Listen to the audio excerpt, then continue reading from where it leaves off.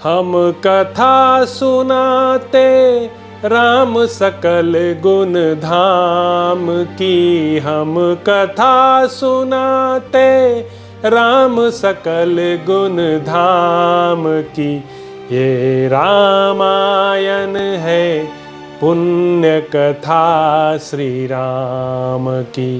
ये रामायण है पुण्य कथा श्री राम की। जम्बूदीपे भरत खंडे आर्यावर्ते भारतवर्षे एक नगरी है विख्यात अयोध्या नाम की।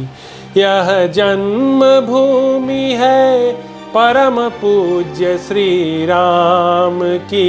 यह जन्म भूमि है परम पूज्य श्री राम की। यह रामायण है पुण्य कथा श्री राम की। यह रामायण है पुण्य कथा श्री राम की। श्रीमद् वाल्मीकि रामायण भारत का स्वर्णिम महाकाव्य। 60वां सर्ग। संपाति की आत्मकथा। गृधराज संपाति अपने भाई को जलाली देकर जब स्नान कर चुके, तब उस रमणीय पर्वत पर वे समस्त वानरयूथपति उन्हें चारों ओर से घेर कर बैठ गए। उन समस्त वानरों से घिरे हुए अंगद उनके पास बैठे थे। संपाति ने सबके हृदय में अपनी ओर से विश्वास पैदा कर दिया था। वे हर्षोत्फुल्ल होकर फिर इस प्रकार कहने लगे, सब बानर एकाग्रचित्त एवं मौन होकर मेरी बात सुनो। मैं मिथिलेश कुमारी को जिस प्रकार जानता हूं, वह सारा प्रसंग ठीक ठीक बता रहा हूं। निष्पाप अंगदा प्राचीन काल में सूर्य की किरणों से झुलसकर इस विंध्य पर्वत के शिखर पर गिरा था। उस समय मेरे सारे अंग सूर्य के प्रचंड ताप से संतप्त हो रहे थे। 6 रातें बीतने पर जब मुझे होश हुआ और मैं विवश एवं विहलसा होकर संपूर्ण दिशाओं की ओर देखने लगा, तब सहसा किसी भी वस्तु को मैं पहचान न सका। तदंतर धीरे धीरे समुद्र, पर्वत, समस्त नदी, सरोवर, वन और यहाँ के विभिन्न प्रदेशों पर दृष्टि डाली, तब मेरी स्मरण शक्ति लौटी। फिर मैंने निश्चय किया कि यह दक्षिण समुद्र के तट पर स्थित विंध्य पर्वत है, जो हर्षोत्फुल्ल विहंगमों के समुदाय से व्याप्त है। यहाँ बहुत सी कंदराएं, गुफाएं और शिखर हैं। पूर्व काल में यहाँ एक पवित्र आश्रम था, जिसका देवता भी बड़ा सम्मान करते थे।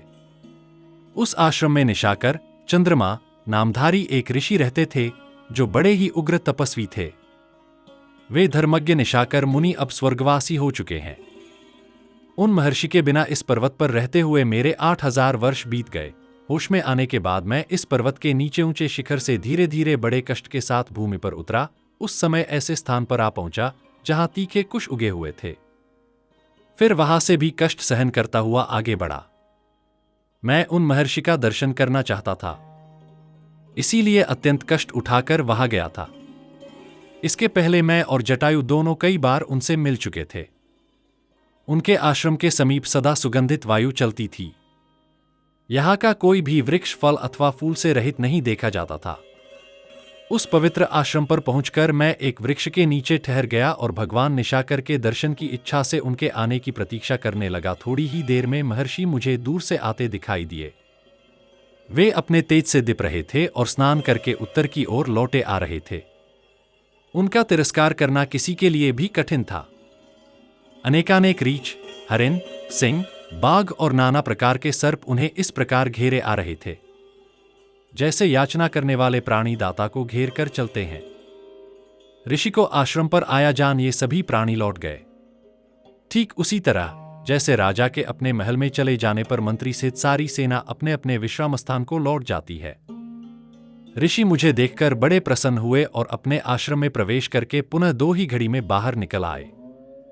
फिर पास आकर उन्होंने मेरे आने का प्रयोजन पूछा। वे बोले, सौम्या, तुम्हारे रोए गिर गए और दोनों पंख जल गए हैं। इसका कारण नहीं जान पड़ता। इतने पर भी तुम्हारे शरीर में प्राण टिके हुए हैं। मैंने पहले चायु के समान वेगशाली 2 गीधों को देखा है। वे दोनों परस्पर भाई और इच्छानुसार रूप धारण करने वाले थे। साथ ही ये गीधों के राजा भी थे। संपाते, मैं तुम्हें पहचान गया। तुम उन दो भाइयों में से बड़े हो, जटायु तुम्हारा छोटा भाई था।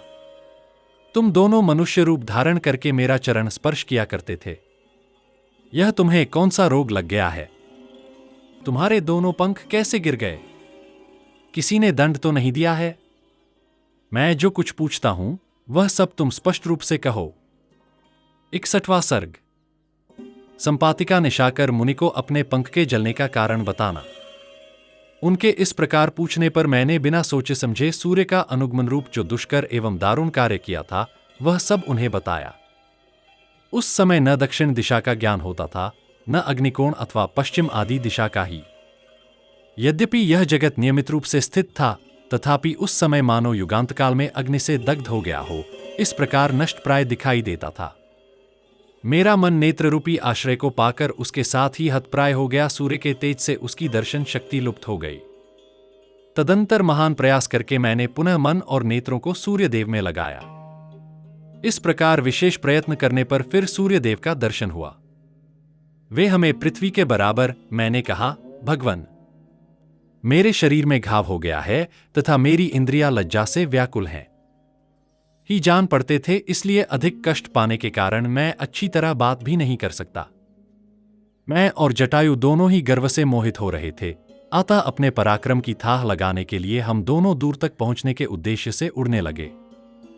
कैलाश पर्वत के शिखर पर मुनियों के सामने हम दोनों ने यह शर्त यदि थी कि सूर्य जय तक अस्ताचल पर जाएं, उसके पहले ही हम दोनों को उनके पास पहुंच जाना चाहिए। यह निश्चय करके हम साथ ही आकाश में जा पहुंचे। वहां से पृथ्वी के भिन्न भिन्न नगर में हम रथ के पहिए के बराबर दिखाई देते थे। ऊपर के लोकों में कहीं वाद्यों का मधुर घोष हो रहा था, कहीं आभूषणों की झनकारें सुनाई पड़ती थीं और कहीं लाल रंग की साड़ी पहने बहुत सी सुंदरियां गीत गा रही थीं, जिन्हें हम दोनों ने अपनी आंखों देखा था। उससे भी ऊंचे उड़कर हम तुरंत सूर्य के मार्ग पर जा पहुंचे। वहां से नीचे दृष्टि डालकर जब दोनों ने देखा, तब यहां के जंगल हरी हरी घास की तरह दिखाई देते थे। पर्वतों के कारण यह भूमि ऐसी जान पड़ती थी मानो इस पर पत्थर बिछाए गए हों, और नदियों से ढकी हुई भूमि ऐसी लगती थी मानो उसमें सूत के धागे लपेटे गए हों। भूतल पर हिमालय, मेरु और विंध्य आदि बड़े बड़े पर्वत तालाब में खड़े हुए हाथियों के समान प्रतीत होते थे। उस समय हम दोनों भाइयों की शरीर से बहुत पसीना निकलने लगा। हमें बड़ी थकावट मालूम हुई। फिर तो हमारे ऊपर भय, मोह और भयानक मूर्छा ने अधिकार जमा लिया। जटायु मुझसे पूछे बिना ही पृथ्वी पर उतर पड़ा। उसे नीचे जाते देख मैंने भी तुरंत अपने आप को आकाश से नीचे की ओर छोड़ दिया। मैंने अपने दोनों पंखों से जटायु को ढक लिया था, इसलिए वह जल न सका। मैं ही असावधानी के कारण वहां जल गया। चायु के पथ से नीचे गिरते समय मुझे ऐसा संदेह हुआ कि जटायु जनस्थान में गिरा है, परंतु मैं इस विंध्य पर्वत पर गिरा था। मेरे दोनों पंख जल गए थे, इसलिए यहां जड़वत हो गया। राज्य से भ्रष्ट हुआ, भाई से बिछुड़ गया और पंख तथा पराक्रम से भी हाथ धो बैठा। अब मैं सर्वथा मरने की ही इच्छा से इस पर्वत शिखर से नीचे गिरूंगा। 62वां सर्ग। निशाकर मुनि का संपाति को सांत्वना देते हुए उन्हें भावी श्री रामचंद्र जी के कार्य में सहायता देने के लिए जीवित रहने का आदेश देना। वानरो, उन मुनिश्रेष्ठ से ऐसा कहकर मैं बहुत दुखी हो विलाप करने लगा। मेरी बात सुनकर थोड़ी देर तक ध्यान करने के बाद महर्षि भगवान निशाकर बोले, संपाते, चिंता न करो, तुम्हारे छोटे और बड़े दोनों तरह के पंख फिर नए निकल आएंगे। आंखें भी ठीक हो जाएंगी तथा खोई हुई प्राणशक्ति, बल और पराक्रम सब लौट आएंगे।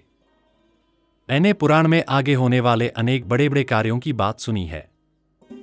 सुनकर तपस्या के द्वारा भी मैंने उन सब बातों को प्रत्यक्ष किया और जाना है। इक्ष्वाकु वंश की कीर्ति बढ़ाने वाले कोई दशरथ नाम से प्रसिद्ध राजा होंगे।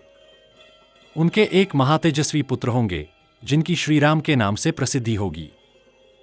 सत्यपराक्रमी श्री रामचंद्र जी अपनी पत्नी सीता और भाई लक्ष्मण के साथ वन में जाएंगे। इसके लिए उन्हें पिता की ओर से आज्ञा प्राप्त होगी। वनवास काल में जनस्थान में रहते समय उनकी पत्नी सीता को राक्षसों का राजा रावण नामक असुर हर ले जाएगा। वह देवताओं और दानवों के लिए भी अवध्य होगा। मिथिलेश कुमारी सीता बड़ी ही यशस्विनी और सौभाग्यवती होगी।